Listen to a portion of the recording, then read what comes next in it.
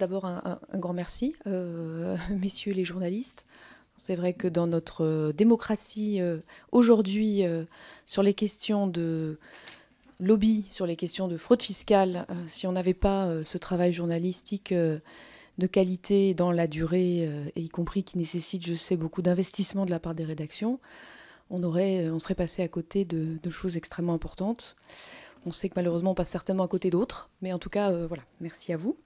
Moi, j'ai deux questions en vous entendant, qui sont des questions un petit peu plus larges et moins spécifiques, et peut-être aussi des questions sur votre sentiment, qui restera votre sentiment, et je ne sais pas si vous souhaiterez le donner, mais vous avez évoqué, dans vos artistes, vous l'avez évoqué, le fait qu'il y ait une stratégie délibérée d'Uber, effectivement, d'être en pression, y compris d'utiliser sciemment des pratiques illégales pour mettre un pied dans la porte.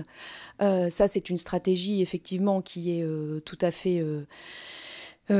qui n'est absolument pas morale ou quoi que ce soit, mais bon.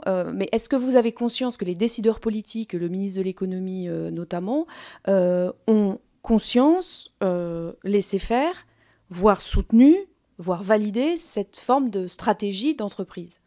Parce que c'est aussi un petit peu... Alors je sais que c'est un sort de sentiment et pas de fait précis, mais se sont rendus compte, enfin voilà, parce que ça pose quand même vraiment une question extrêmement importante de se dire on pousse à des changements de la loi, y compris en passant par des méthodes qui sont de ne pas la respecter, et quelque part, en tant que décideur politique, on valide cette stratégie-là. Ou est-ce que juste on la laisse faire, ou est-ce qu'on n'en a pas conscience?